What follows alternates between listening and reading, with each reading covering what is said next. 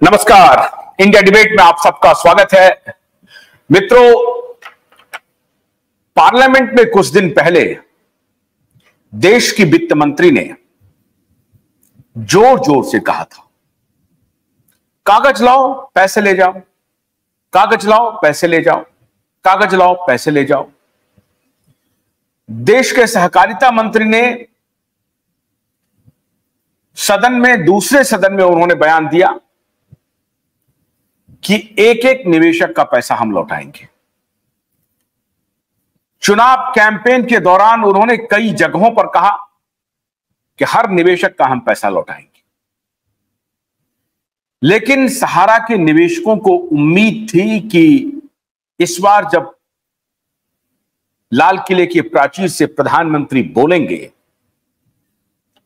तो 1-2 करोड़ लोगों को जो गैस का कनेक्शन देते हैं तो बोलते हैं, 1-2 करोड़ लोगों को अगर टॉयलेट बनवा करके देते हैं तो बोलते हैं, 1-2 करोड़ लोगों को अगर घर बनवा करके देते हैं तो बोलते हैं, लेकिन यहां 10 करोड़ निवेशक, उससे अधिक और उस पर डिपेंडेंट करोड़ों लोग त्राहिमाम हैं। सरकार के पास पैसे हैं, उसके बाद भी सरकार पैसे नहीं दे पा रही। 18 जुलाई 2023 को पोर्टल बना करके बड़े पंप एंड शो के साथ उद्घाटन हुआ और कहा गया कि 9 महीने के अंदर हम सारा पैसा भुगतान कर देंगे। हम लोगों ने जब दबाव बनाया तो स्थिति लगा कि परवान चढ़ रही है। सितंबर में हमने जनता की अदालत लगाई, उसके बाद सरकार की आंखें खुल गई और उनको लगा कि यह पूरा का पूरा मामला आउट ऑफ कंट्रोल जा सकता है और चुनाव में इसका हमको नुकसान हो सकता है, और चुनाव में इसका नुकसान हुआ है। लेकिन उस नुकसान को भरने के लिए जिस काम को करना था सरकार को, सरकार अभी भी वो काम नहीं कर रही है। आप हैरान हो जाएंगे कि इन्फोर्समेंट डायरेक्टरेट के सैकड़ों अधिकारी और कर्मचारी इस काम पर प्रत्येक दिन लगे हुए हैं। बड़े बड़े सहारा प्रबंधन के जो बड़े बड़े अधिकारी हैं, उनको घंटों पूछताछ के लिए बिठाया जा रहा है। उनके अधिकारी अब अपना टेलीफोन नंबर चेंज कर रहे हैं, परेशान घूम रहे हैं। बहुत सारे लोग हलकों में अब ये चर्चा करने लगे हैं कि पता नहीं कब किसको कैसे गिरफ्तार कर ले। इसकी भी चर्चा हो रही है कि सहारा के उच्च पदस्थ अधिकारियों की गिरफ्तारी हो सकती है, उनको गिरफ्तार किया जा सकता है। ये सारी कवायदें चल रही हैं, लेकिन एक कवायद जो सबसे ज्यादा होनी चाहिए थी, उस कवायद पर सारे लोग मौन बैठे।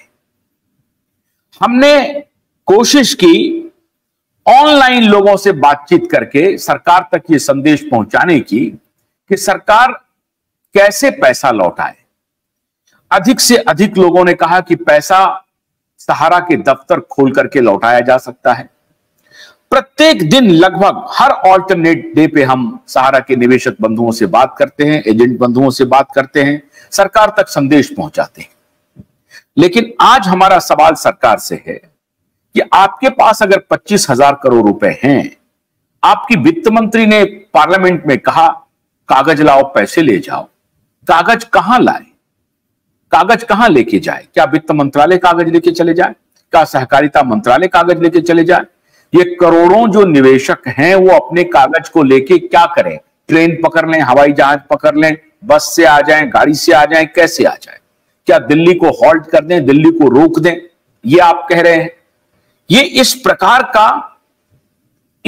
का ढकोसला स्टेटमेंट, इस तरह का झूठ स्टेटमेंट, इस तरह का गैर जिम्मेदाराना स्टेटमेंट एक देश की वित्त मंत्री दे रही हैं। वो कह रही हैं कागज लाओ पैसे ले जाओ।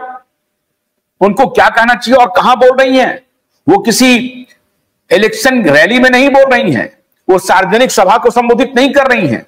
वो एक जिम्मेदार सदन में जिम्मेदार पद पर बैठा हुआ व्यक्ति, निर्मला सीतारमण हमारे लिए बहुत महत्वपूर्ण नहीं है, महत्वपूर्ण यह है कि देश का वित्त मंत्री बोल रही है, देश के वित्त मंत्री बोल रहे हैं ये बात, इसलिए हमारे लिए कंसर्न का विषय है कि वो इस तरह से बोल कैसे सकती हैं कि कागज ले जाओ पैसे ले जाओ, कागज लाओ और पैसे ले जाओ।